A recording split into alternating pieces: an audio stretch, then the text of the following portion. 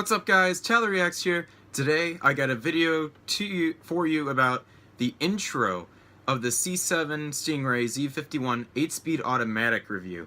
Now, a lot of people out there, they're either, they like manual or they like automatic. And people always said, it's not a real Vette unless it's an automatic. But I'm pleased to pronounce that the new Vettes, the newer ones, the C7s, in their automatic state have an 8-speed transmission, and in a straight line are faster than the 7-speed manual. Now, you people out there who are like, oh, manual's still better because you like to interact with the car. Well, here's my opinion. If you want it as a toy car, like just have fun for the weekend or something, just show off or even race around a track, I would get a manual. But if you want to use it as a daily driver, while still looking pretty good and still sounding amazing, go with the automatic. Without further ado, this is by Exotic Cars S19, by the way. I highly recommend you give them a subscription, and all the rights to the video I'm about to watch go to them. And without further ado, here's their intro to this video.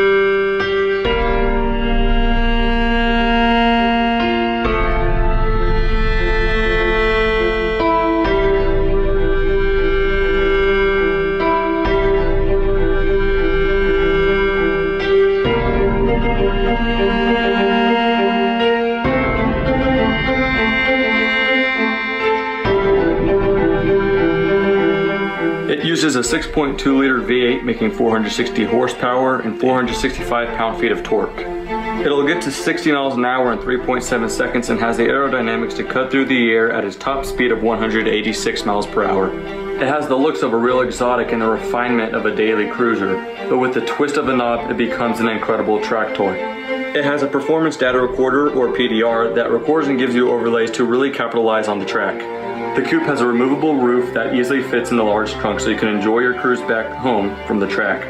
You can order it with an 8-speed automatic or 7-speed manual. Just having that option is becoming harder to find. This is the 2015 Corvette C7 Stingray Z51. Finally, an excuse-free American sports car us American enthusiasts can be proud of.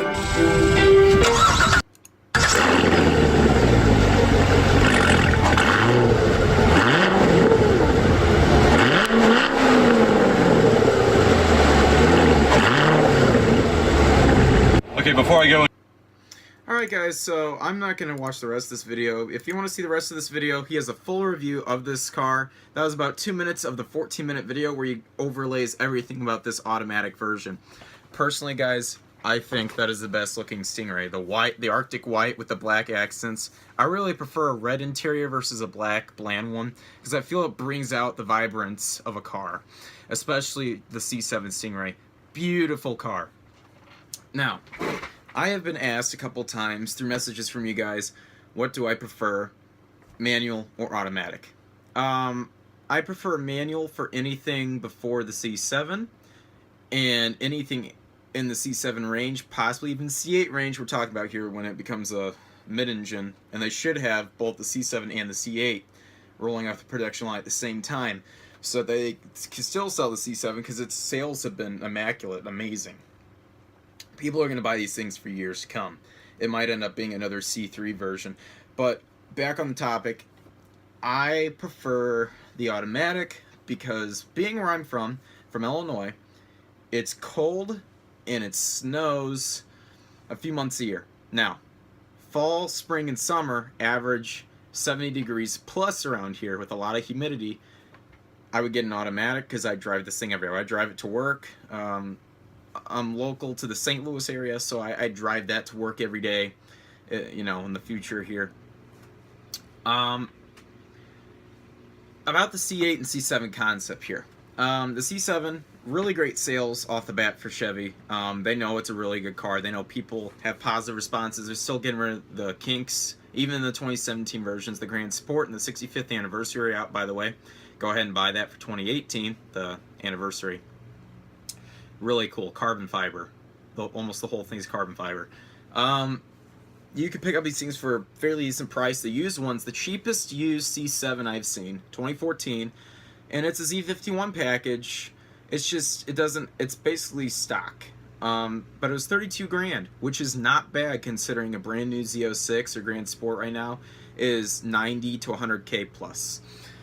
And you can get example of that car. I looked on Car Gurus, for example. I'm gonna post a video right after this showcasing the Car Gurus special of how you can look up a Stingray however you want and how to use the site. Now, I personally like the automatic because I would daily drive it. I mean, daily drive that thing, and people go, "Oh, you're putting miles on the car." Well, Corvettes are designed to last 200,000 miles, and I've seen a few with over 200,000 miles. Now, that being said, would you consider a daily driver? I consider a daily driver, depending on how far the commute is and what you're doing. Again, if you want to see the rest of this video, the link to the original video is going to be in the description down below. If you like this video, go ahead and give it a like, comment what you think, and give me a subscription.